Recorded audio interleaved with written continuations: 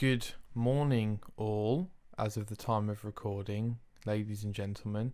You're probably thinking, why am I listening to Friendly Neighbourhood Nick at the moment? Where's the intro theme? Where's Jay? Good question. We're changing the show up moving forward, and it's still evolving and adapting.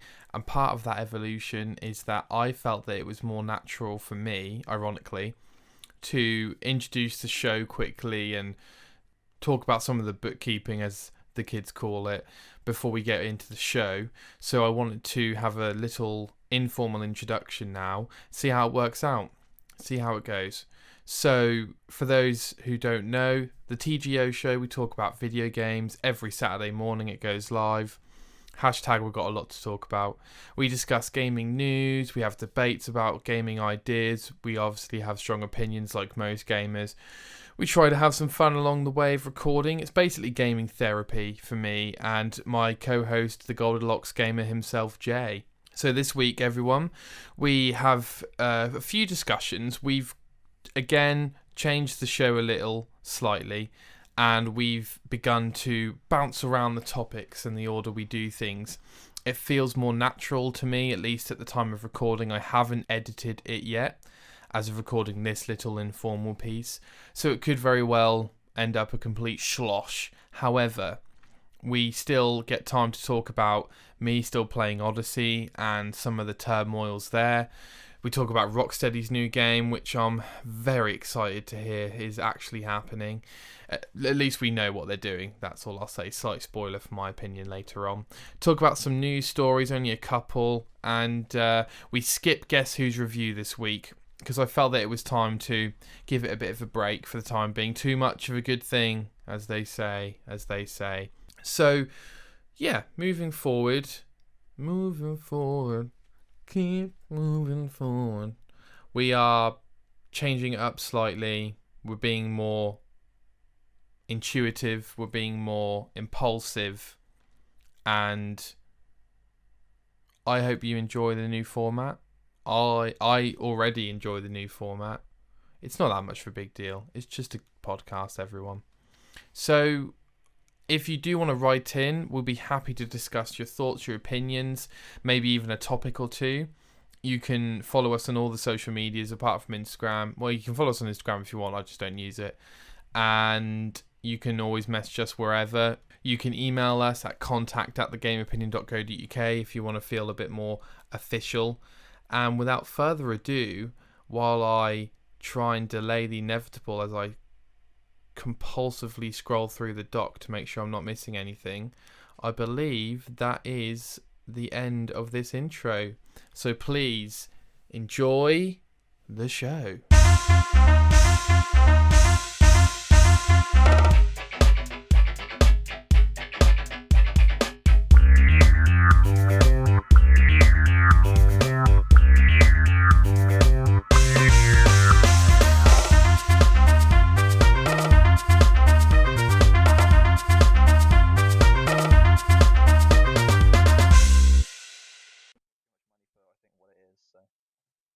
What edition will you get? Of the game, cyberpunk, yeah.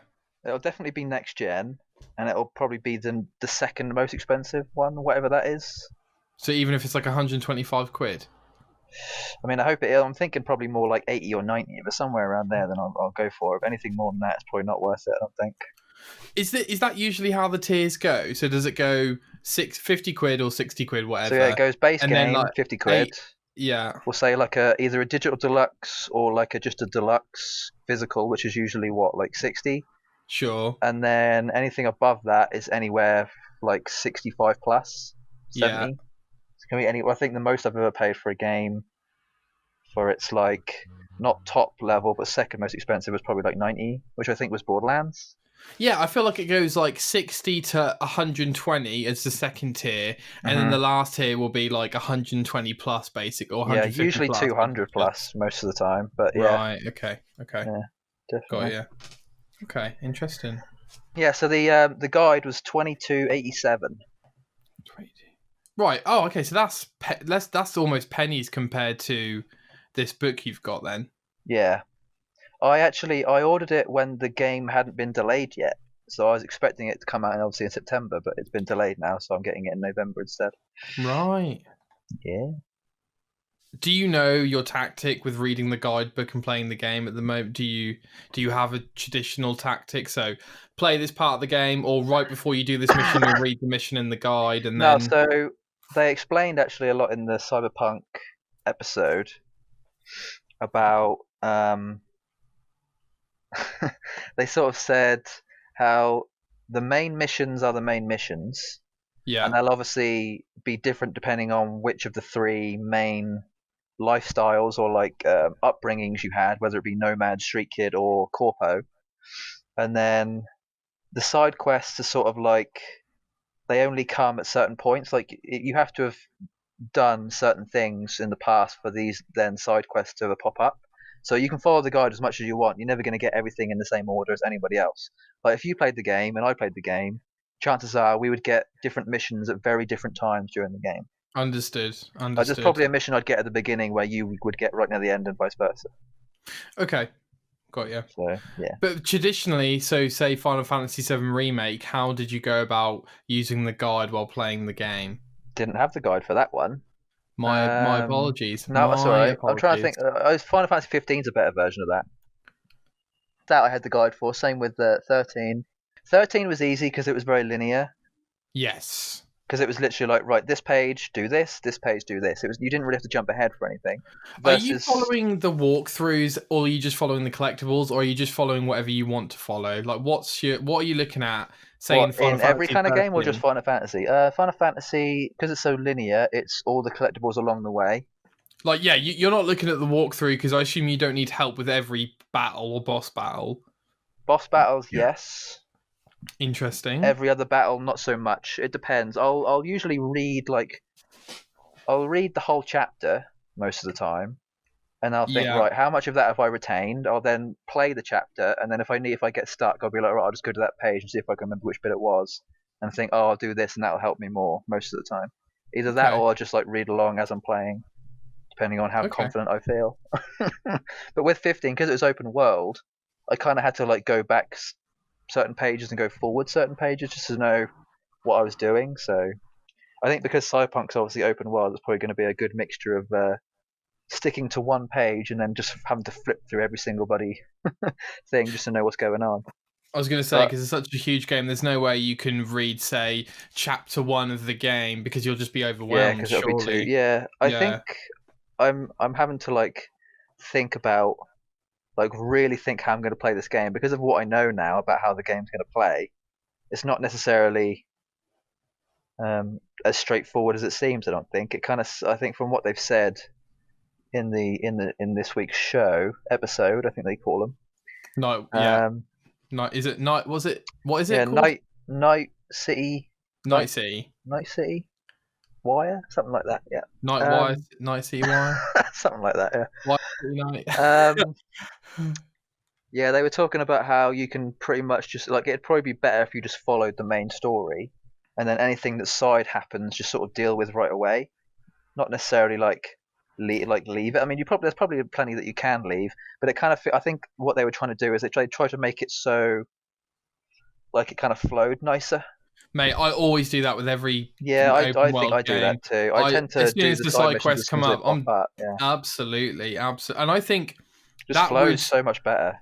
Yeah, and that makes it feel real, doesn't it? Like, and also it does that thing. Borderlands does this where it says, "Here's an area, here's the main missions, but you probably should do the side missions while you're in this area, and you can do them all at once." That's definitely, having done that more recent DLC. I regretted doing none of the side quests. I just wish I'd done all the side quests as I was going along because it probably would have made for a better experience overall. But so I think I'll learn from my mistakes there. I think. And Witcher was really good at that as well, so that would make sense if they did actually talk a lot about Witcher. They spoke a lot about how they've learned so much from Witcher and how they wanted to learn from it, like how they wanted to sort of like not do the same thing but make it similar so that it was still fun the same way Witcher was.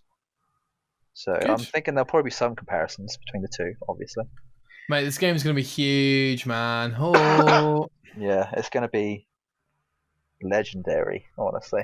I don't know about you, Jay, but it is 5,500 degrees here today. I think it's the heat, honestly. Usually when it's like really stuffy, I just can't breathe as well, so I'm just coughing the entire time. Open the window, man. I've got everything open. Oh, that's good. I'm glad to hear that. Honestly, I don't think I'd be able to survive with anything shut today. So actually, it was kind of like windy earlier and nice. There was a good breeze.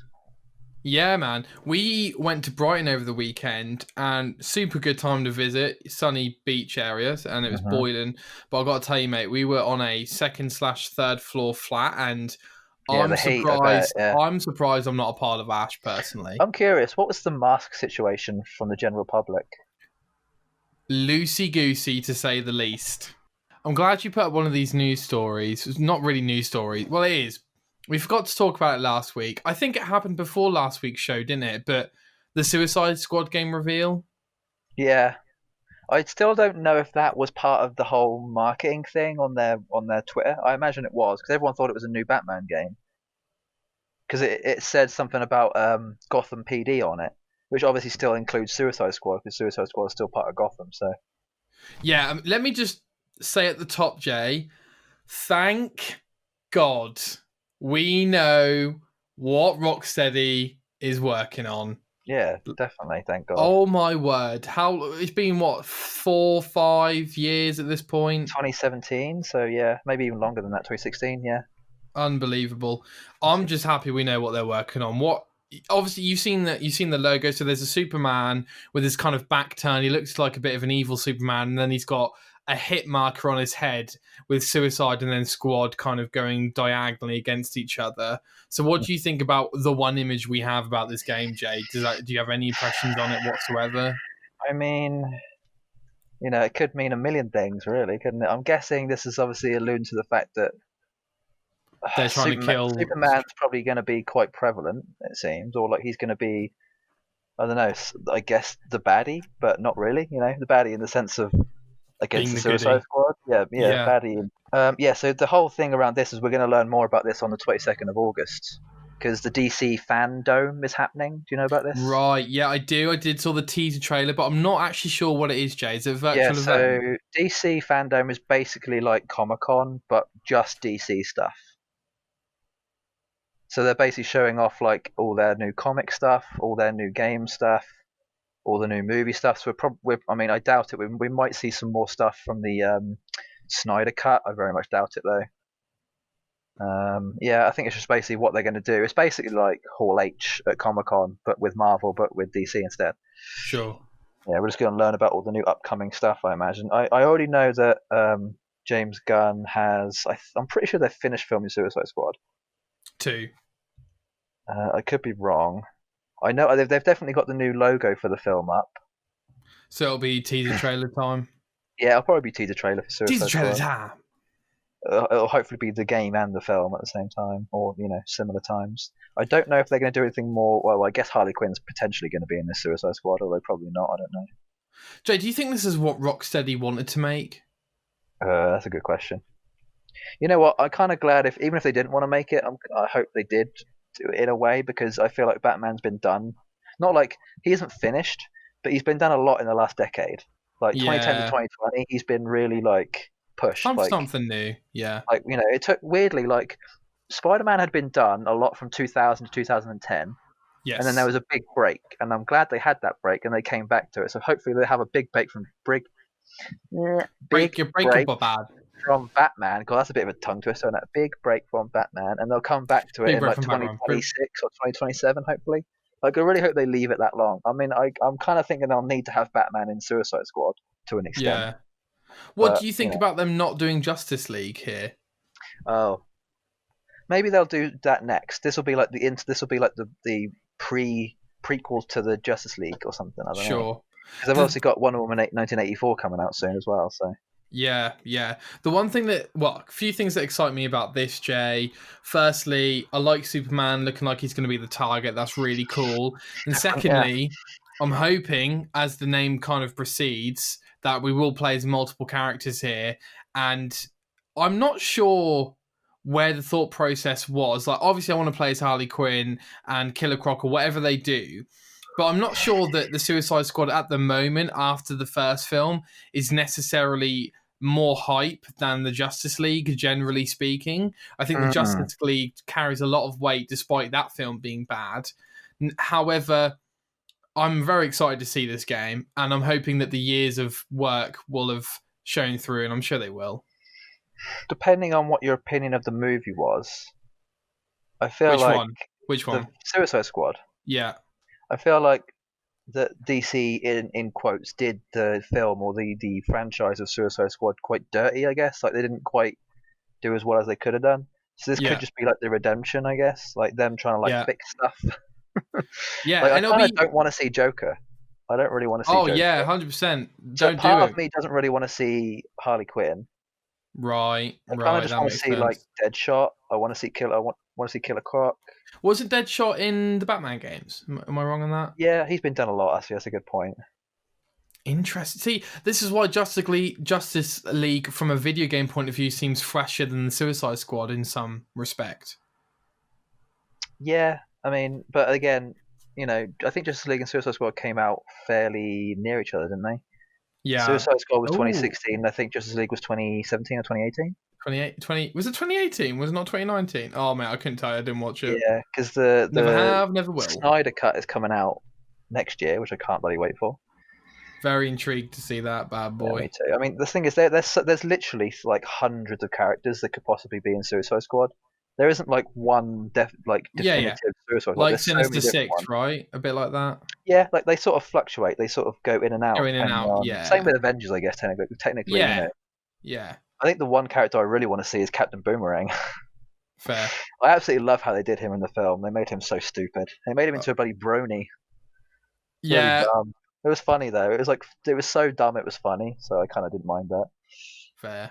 Yeah. I mean, I don't have too much depth to contribute here, but I'm excited to see the game. There might be some confusion between the film and the game, the sequel of the film and the game, if they're releasing near. But we'll see what happens. And I wonder if they've like tried to mesh them, like whether it's the same characters or not, or this is going to be. I kind of hope they do, because if not, it's going to be a bit of a mind. I'm not too sure they can think that far ahead, Jay, because they were making this game back when the first Suicide Squad was filming. So God knows they knew what the second one was going to be, especially since James Gunn's probably had to come in and pull out a script which will appease both the studio and the fans, which is a difficult thing to do. I can't imagine the developers have had much contribution from there. And I also fear, Jay, that they really had the resources to develop this game from the ground up for the next gen. Maybe. That's the point. This is going to be a next gen game, isn't it? Or is it? Or it's coming out. Cross-gen? It's not coming out until next year. Sure. So at the minimum. Yeah, the minimum. So I can't imagine it's going to be. I think it's probably going to be on both. It's going to be on. I reckon it'll be made for previous gen, but it'll be port into next gen, like how a lot of these games are going to be, basically. Yeah. I think most of the games that come out this year and early next year are going to be ports that close to. Yeah, as it is with most generations, even more so from the near ones. So, Jay, a couple of other things I just want to speak to you about. I saw the acronym for Xbox Series X being XSX. And I just wanted to shout it out. I didn't realise what this was, because I saw this and thought, is this like an SX game? Like, buddy, like... Oh. I thought this was like a snowboarding game, SSX. Tricky. I thought you spelled it wrong. I thought, what's going on? No, yeah, so I just saw the acronym. I just wanted to give it a shout out, because I thought it looked way better than the name.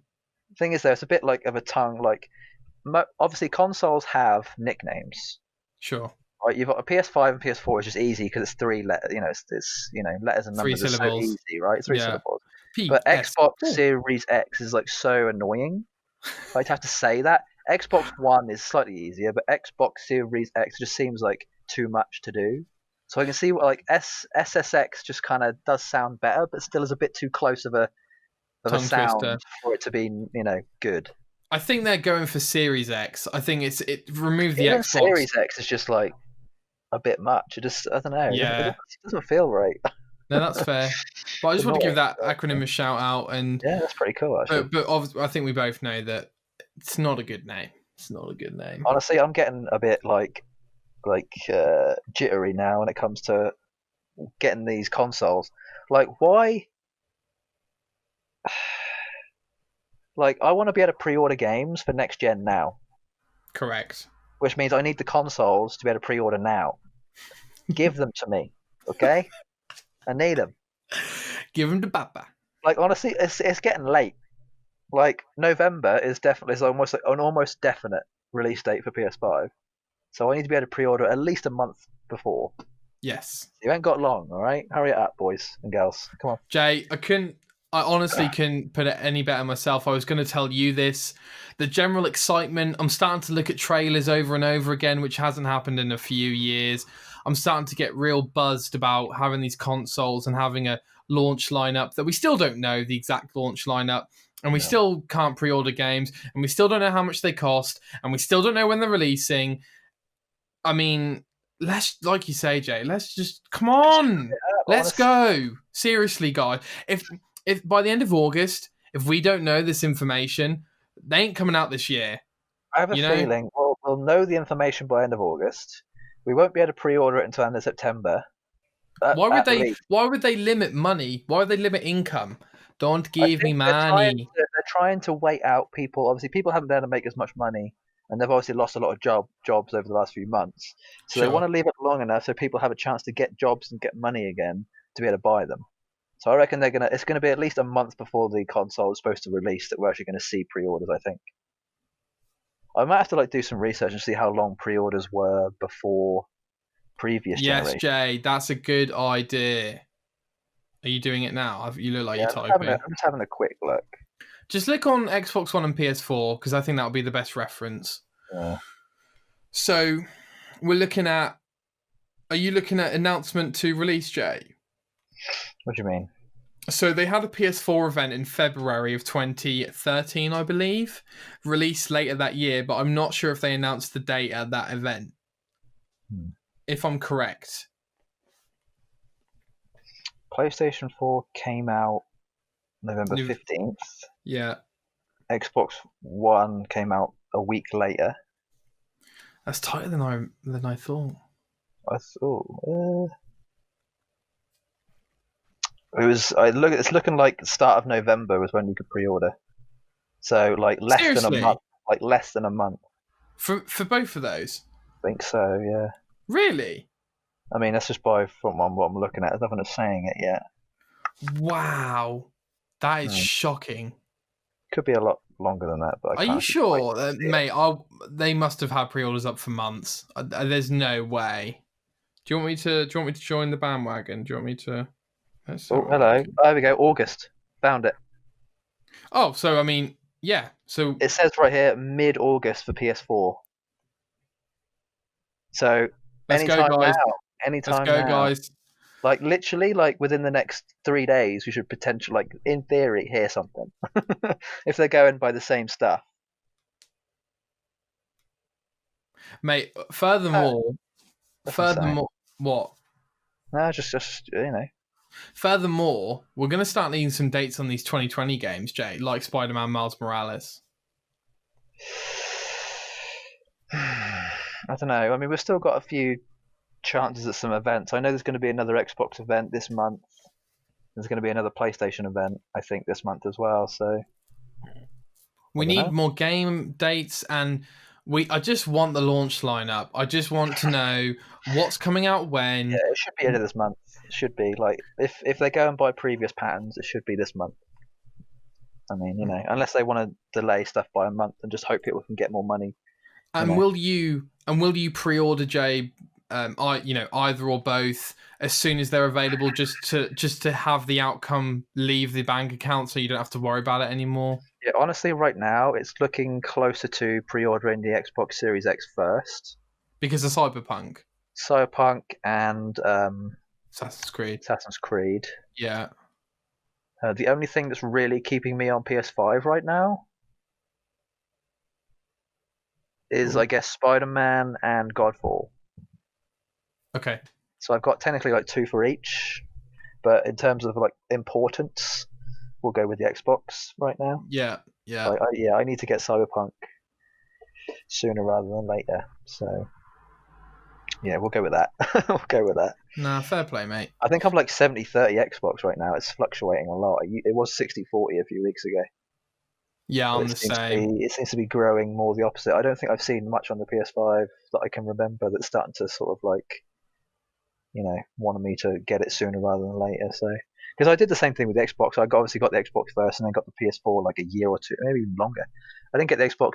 Actually, no, yeah, it was 2 years later. It was like a year and 9 months later. So, I mean, that won't be that long, I don't think, for me for these two, but it'll just depend on what's coming out at the time.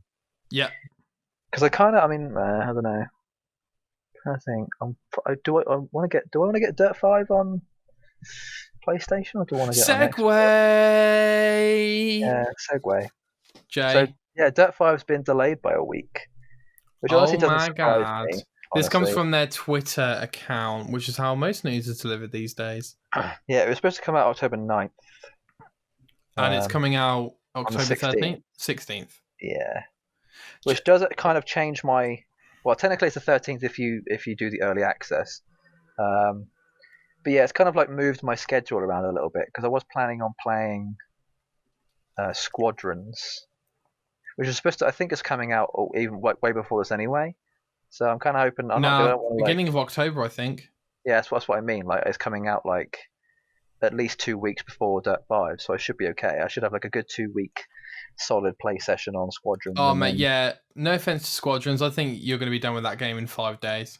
yeah, I don't think I'm gonna be on it long, which is annoying, but Yeah, you're on it however I long mean, you're on it. I'm kind of like that with a little bit with Rogue Company as well. Like I'll play it for like a match or two, and then I'll come off just because I need to like satiate that sort of shooter kind Yeah. of game. So Mate, we'll come back to that. We'll come yeah, back to Road Company. But on the topic of this delay, number one, it is a sign that the fall's packing up already, and maybe they delayed it just to have a bit more room for their game. Or do you think this is a purely development thing, or maybe both?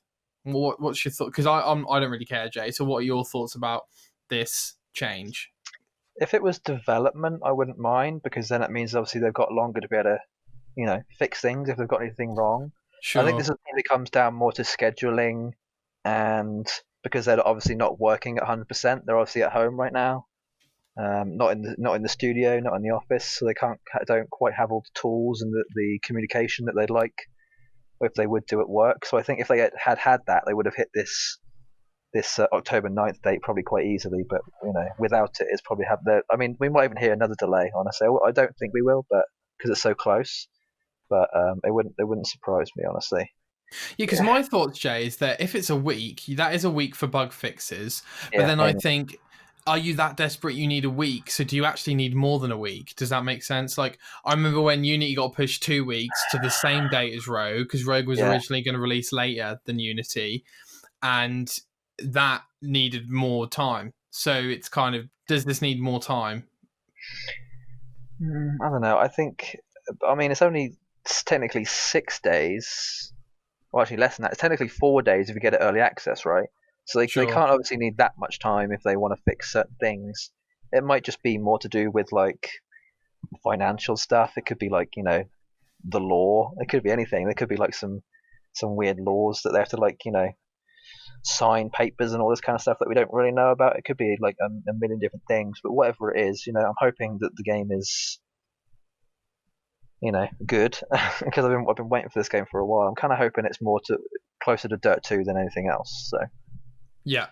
Yeah. I'm, Fingers I'm kind of crossed, like mate. I'm trying to like not get too excited about it because I want to like be excited on the day rather than like leading up to it. I just kind of want to like look forward to Squadrons, sort that out first, and then as soon as Dirt 5 is about to come, I'll then start to get excited.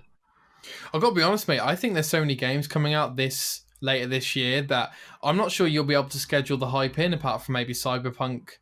Like I think you'll be playing X, and then Y will come along, kind of thing, and hopefully you're done with X, and then you'll play Y, and then you might not be done with Y when you go on to Z, and then that'll kind of be the chopping up and serving out all the different games of the winter.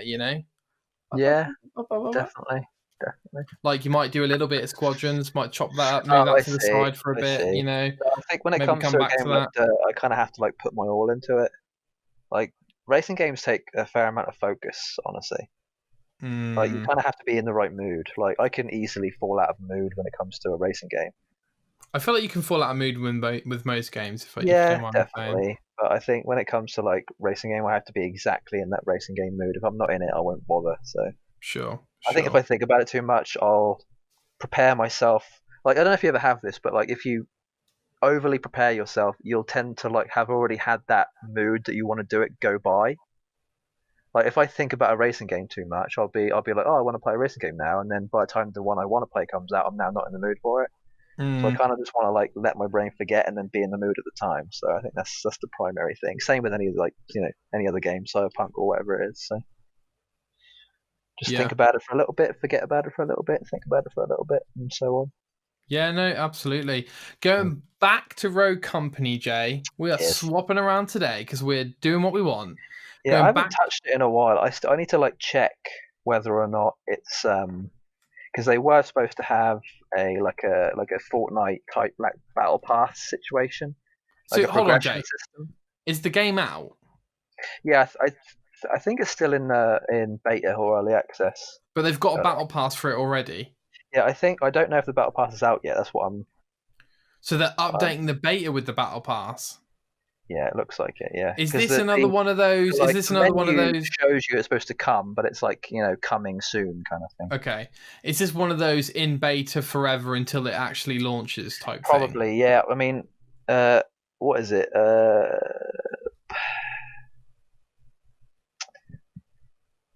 PUBG was in beta for Oh, like years. yes. I even want to say Fortnite was in technically in beta for a Is while. it not still? I don't know. I'm sure there's still games out there that are I technically still in think beta. I think Six Sieges, I don't know why that pops to mind, I don't but know. Yeah, there's a few. There's definitely a few games out there that I think were like in beta for like 2 or 3 years, and then got like an official release. yeah. But they could have had that official release at any time during those years because it was still as popular. So Yeah, yeah. I don't know. My question to you about this game, Jay, I don't play multiplayer games particularly. By the way, on the note of that, Jay, I'm really thinking we should play a game together soon. I'm Uh-huh. really feeling a multiplayer, cooperative, a multiplayer game, live as a service game. Can't Service? remember what I've got Game as a downloaded. service. I'll have to check to see what I've got downloaded because I think I still got Battlefront, but I might have got rid of it. I don't know. Well, I was just going to say, Jay, not Destiny. Division 2's on sale on Xbox, but we preferably want to play on PlayStation, I assume. So, because you're Mike. Do I have it on PlayStation? I think I do. Oh, you might not. No, Well, I think whatever I you do.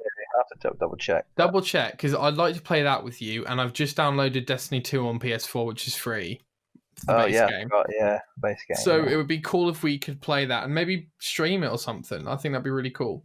sure. Just Anyway, let me back. know when you want to do it, and then I'll do it. Okay, no worries.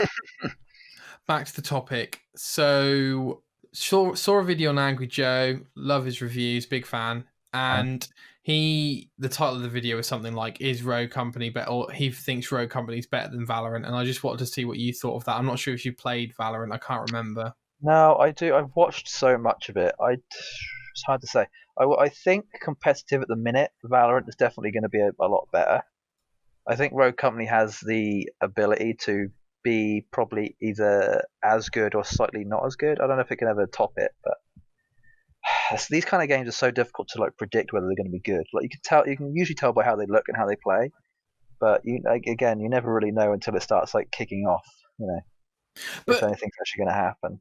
isn't it how good you find it? No, I'm not saying how good Not even people find necessarily it. like, but I think people were sort of against Valorant when it first came out. Some Sure. people were. I think some people were pissed off.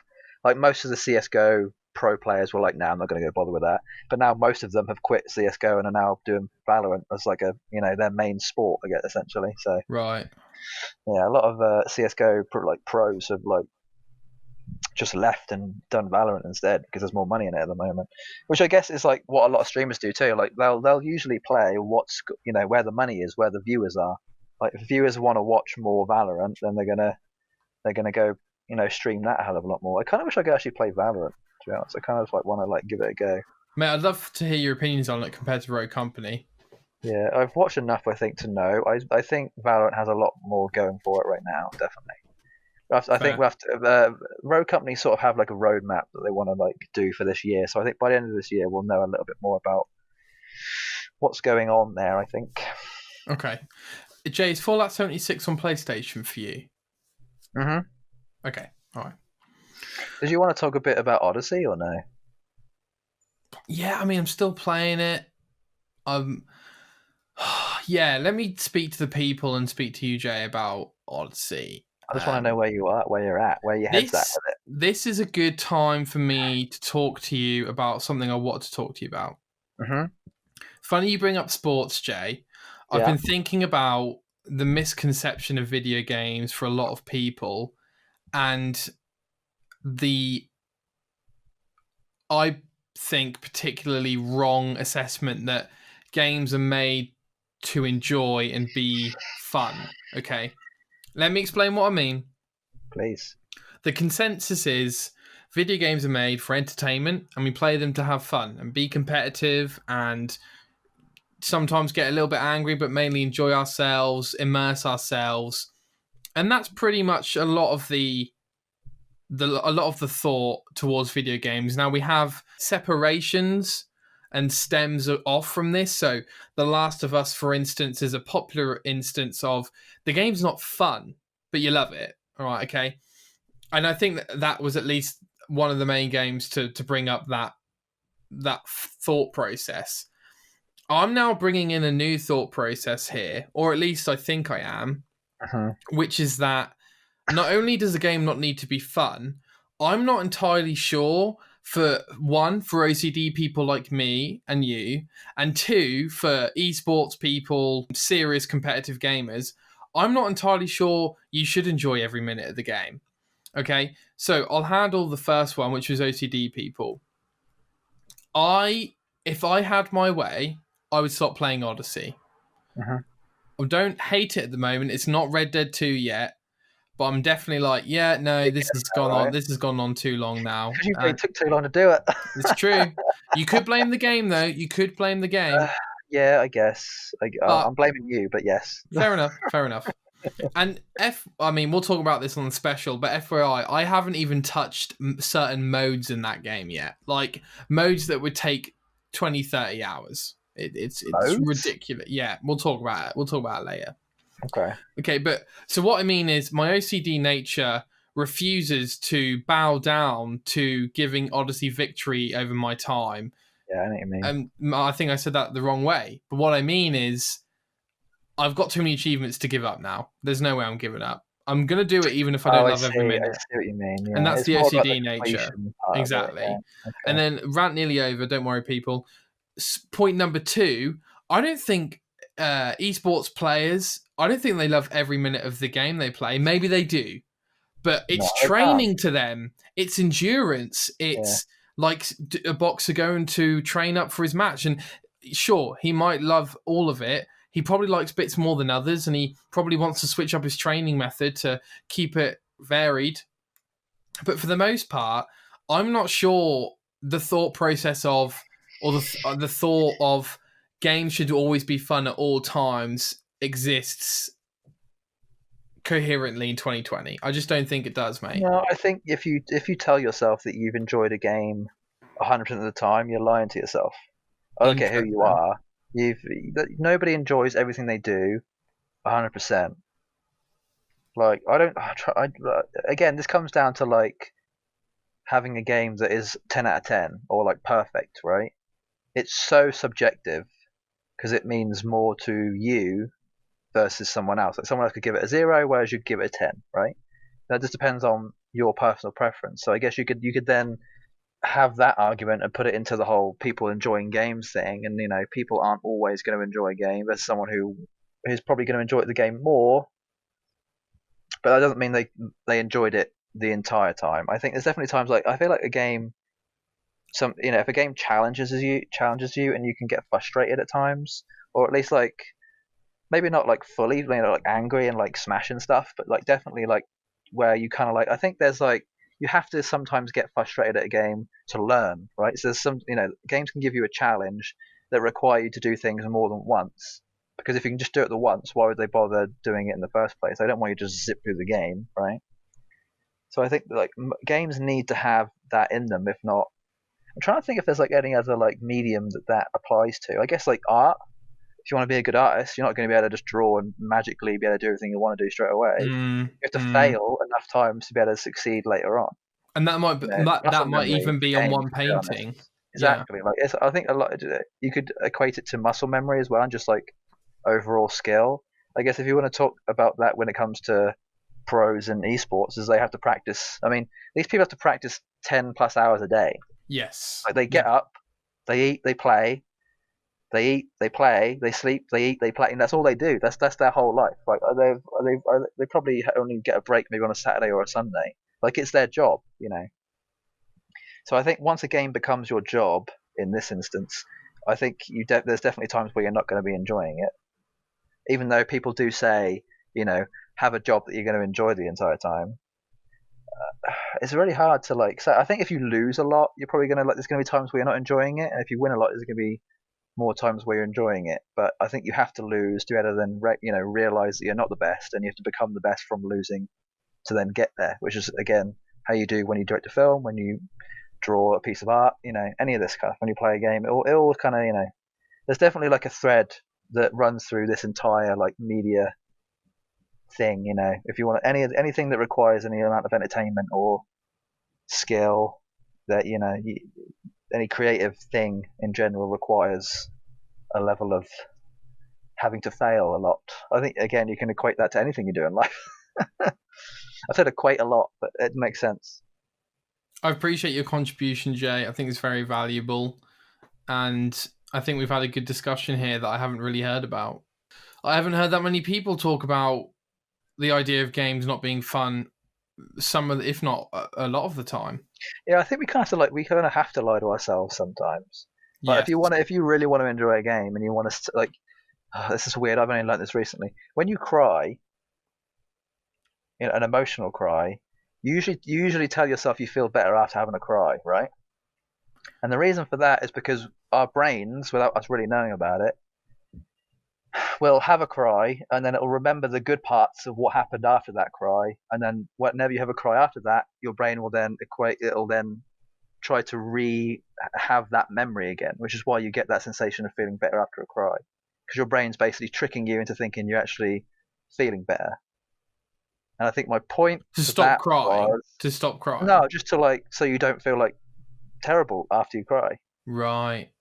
Okay. So where was I going with that? What were we talking about? We're talking about emotions in games, people not enjoying games, crying. Yeah. So the memory of the memory we've had with previous games, our brain tends to want to remember the good stuff and not the bad. So I know I've had this. There's probably plenty of times in Odyssey where I've had a bad, where I didn't quite jump enough, or I didn't quite latch onto something enough, or I had to go back and do this bit again and again and again to get it right. But I can't really remember it because I only really wanted to remember the good stuff.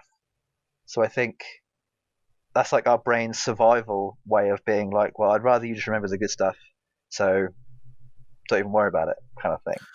Interesting. Yeah, so interesting you say that, Jay, because our present selves are so focused on the negative, and yet our past memories try to remember all the good stuff. That's so interesting. So our future selves will want to remember the good stuff, but our present ones will only, for a short amount of time, will remember the bad stuff.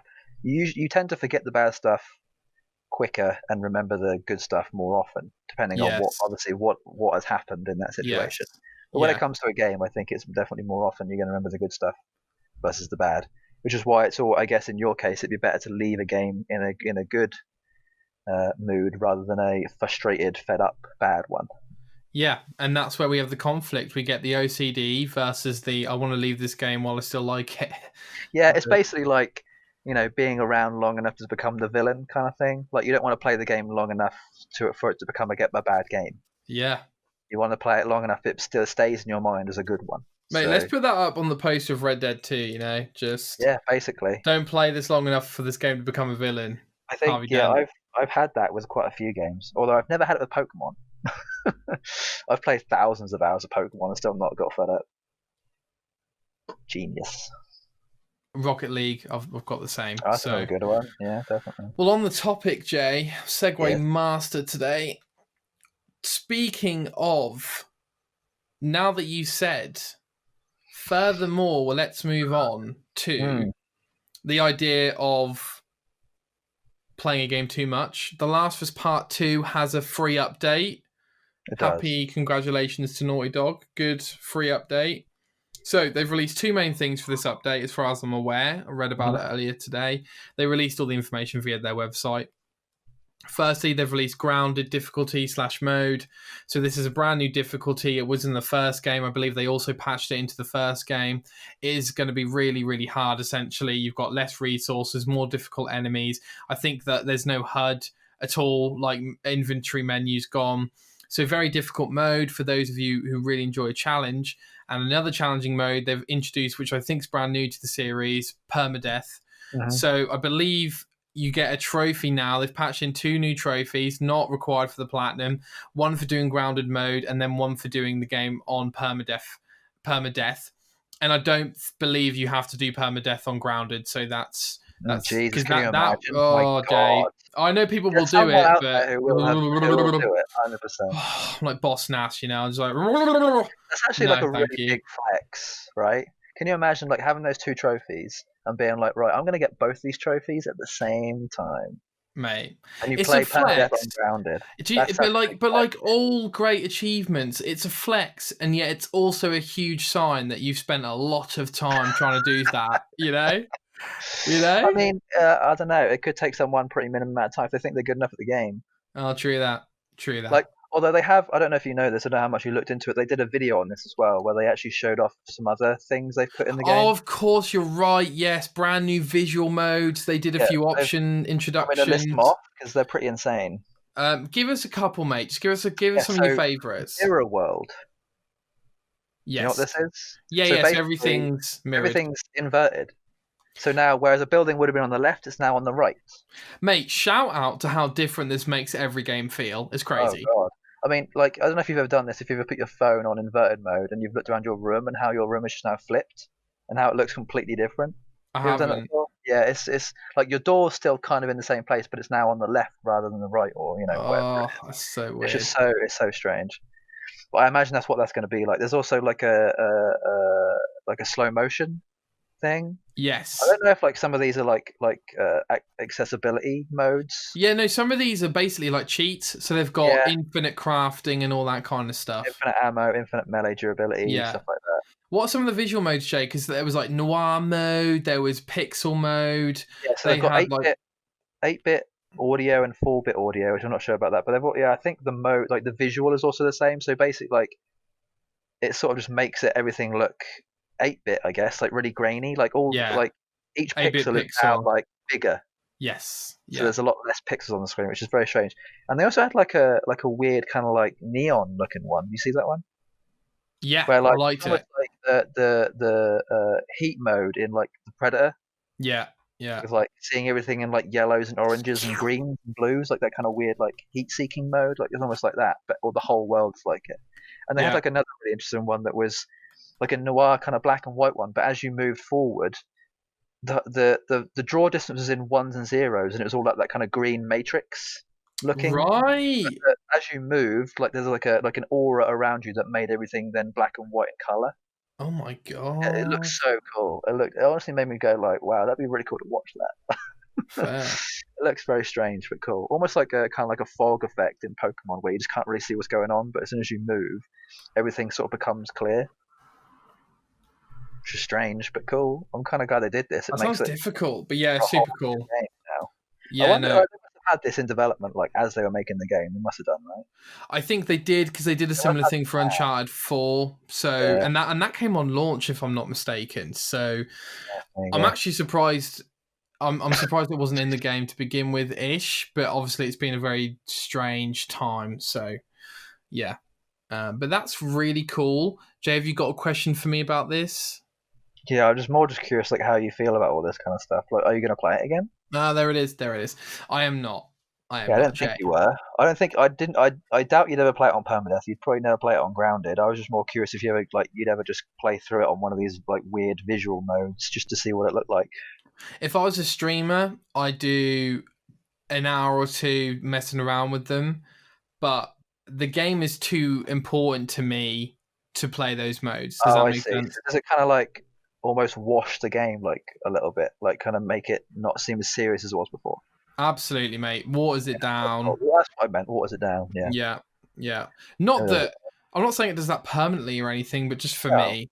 Just if you were to play it, it would kind of like diminish the memory of what you had of it, right? Yeah, absolutely. I mean, can you imagine playing it with they got helium mode? Can you imagine playing that game on helium mode? What do you mean? Helium? As in like oh, everything sounds stupid. Okay. Yeah, everything's really high pitched. Like, you know they're gonna do along with it. You know what I mean? Like it's ridiculous. It's absolutely ridiculous. It makes a very serious game kind of feel a bit more cartoony and silly, which isn't necessarily a good thing. Yeah, good streaming entertainment for some people, not for me as a player. Yeah, well, I doubt we'll see any streamers attempt any of this stuff. I'll keep an eye out, but I doubt it. They only tend to play things that are popular at the time, so I'm trying to think what's coming out that's popular soon. Right, like really uber topical, right? Like Rogue Company and stuff. They'll play that for like a couple days, but even then they probably won't play that much. Oh, that feeds into that whole hype machine, Jay, of like, play the games now, play them now, buy £50 games. Yeah. It's all about the upfront, 100%. Yeah. All right, Jay. Last thing I wanted to talk to you about.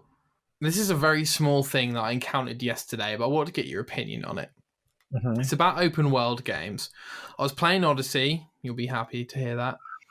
And as you can imagine, got into a new area and started doing some question marks, some locations before I carried on with the main story. So I did like 1, 2, 3 locations, then went on to do the main quest. And then on the way to the quest, Cassandra was like, oh, look how empty this place is and look how desolate this place is. And it just completely brought me out because I know that the game designers have put that in, assuming that I'm going to do the main quest as soon as I get there. And now it sounds really out of place that I've been in this world for 2-3 hours and Cassandra's just commenting on it.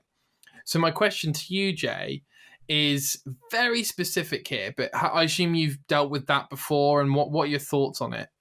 Wow, that is a very niche thing to talk about. So I guess you could kind of boil that down to, I guess, almost like breaking the fourth wall kind of thing. Like taking you out of the game. Like she's not the game isn't, but you're brought out of the game. Yeah, I mean it's fairly similar to the fourth wall because she's basically commenting on something that didn't need to be said unless you were a person playing a game, kind of, right? Like she wouldn't have just. Would she have just said that? Oh, I know what you're saying. That's not what I'm saying. That's not what you're saying. Okay. I'm saying what I'm saying. We should definitely talk about that though. Let's write that down. We should talk about that. Cool, okay. What I'm saying is, when open world design assumes you're going to do one thing, so then your character says something at like a weird time because for you as a player, you've already, you know what I mean? So once you're sort of in like the vicinity of a certain area, your character will say something, assuming that you'll go straight to that main quest. But you might diverge, and then that you kind of forget about what she said earlier. Yeah, I know what you mean. Yeah, or right, you've gone through this area exploring, and then you come back to the area on story, and they're like, "Oh, look at this area," and I was like, "I've already been here. Why are you commenting on it now?" Yeah, no, I know what you mean. So your problem is that it takes you out of the game, right? Yeah, like I also have a problem with the fact that the game designers are designing an open world and they're clearly assuming one way the player's going to play it. Does that make sense? Yeah. See, this is definitely something I've had. I even had this in Ghost of Tsushima a little bit actually. Oh yeah. There's side missions that you come across that have audio cues or visual cues that assume that you're going to stick around and listen to this cue or watch this cue, when in reality you might just be passing and you'll come back to it later. So it didn't necessarily take me out. Actually, it did take me out. I'm not going to lie to myself. It kind of took me out. I mean, it kind of had like a 50-50. Like it took me out of it, but it also made me think, there's one specific instance where there's a guy with a broken leg in there's two. There's a guy with a broken leg and a woman who's just crying inside of her house. But I walked past this building like 10 times before I actually got to the side quest, right? So I heard this woman just cry and cry and cry, and me be like, "Yeah, all right, love, I'll be back. Don't worry, all right." It was kind of like that. I was kind of like, "Calm down, love." All right. Yeah, all right, it was all right. But I was trying to. I kind of had to the moment that happened, like I had that thought of like this Japanese samurai looking at this crying woman, going, "I've got more important things to do." right? It was kind of like, let me just go kill these bandits first. What's I'll wrong, be right madam? back. The swans escaped. Yeah, exactly, right. It was Yeah. kind of like a weird sort of like priorities kind of thing. But when like if you want it to be like so fully immersive, you kind of want that to not happen until, which I think is what honestly this comes back to Cyberpunk so perfectly. They've actually like hit the nail on the head here, and they might Is have this even a got spoiler, Jay? Is this a spoiler? no, not even at all. This is like completely like I think diminished your problem. I think you're actually going to love this. I've already spoken about it, and that you have to have hit a certain requirement for a Mm. side quest, or a queue for a side quest, or a queue for a main quest, or a visual queue, or a sound queue.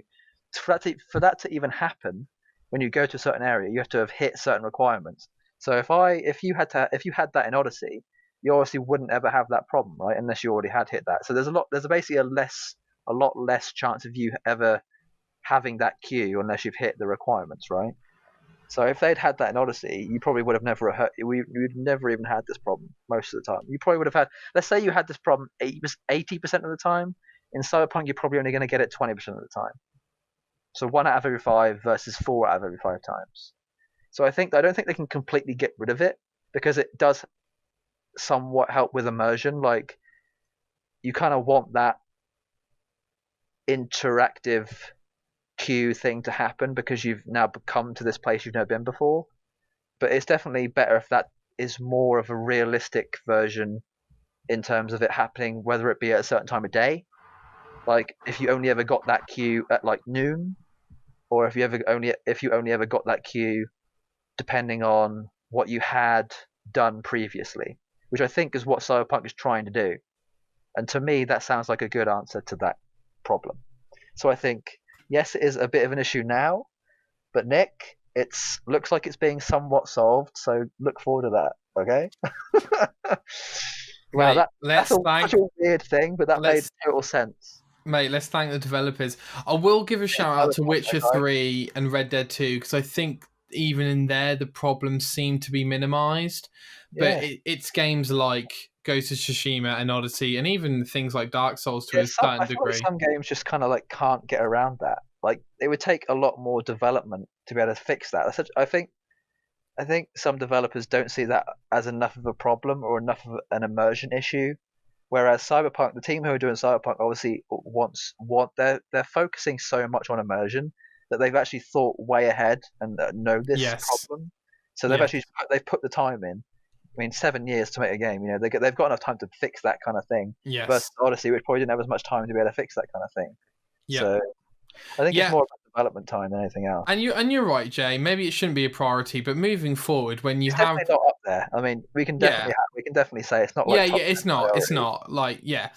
But the more we get games like Witcher 3, Red Dead 2, and Cyberpunk, and then actively compare it against Odyssey because they're in the same genre at the same year, Red Dead 2 at least, you then have to go, well, Ubisoft, maybe you shouldn't be designing such big worlds, maybe make them small and more immersive, or smaller and more immersive, right? Yeah. Maybe your emphasis shouldn't be on how many question marks are on the map. Maybe your emphasis should be, but the question marks you do interact with are really cool and different. They definitely did that with Odyssey. I think they did a very good job at that. I think Interesting. to me, the world definitely seemed very large, but Very large. the question marks in the side quests and the main stories felt like they had a lot of impact to me. That's Like, true. especially with the philosophy side of stuff, it definitely felt like it had a lot. Socrates. Yeah, it had quite a lot of like a large impact on the rest of the islands. Like it kind of felt like word spread quite nicely versus other games where you do one thing and then it tends not to have much of a butterfly effect, which I hope games like Odyssey and Cyberpunk and Assassin's Creed have like butterfly effects. They did that quite well with Mass Effect and like Dragon Age. Like the things you said affected what happened later on in the game. They've done that with a lot of games, but there's some games that tend not to do it as well as others. I think Odyssey definitely did do it well. They obviously just haven't done it as, I guess, to your expectations as much. Maybe is that what you're trying to like get at? I guess is it that you have some pretty high expectations for this kind of game? Yeah, I think so. And considering the reputation Odyssey has, but also considering my experience with Witcher, and also considering that it's quite a blatant assumption to make an open world game and to think that maybe it's true. Maybe 90% of players do go straight to that main quest marker.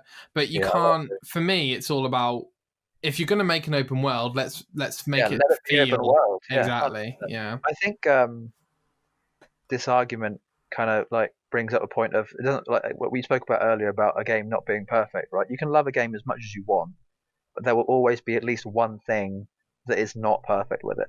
Yeah. And I think that you don't want a perfect game. You want a game that you can talk about. That so obviously the real world isn't perfect. It's very imperfect, like too imperfect in places. So you kind of want for a world to be real, you want it to be imperfect, really.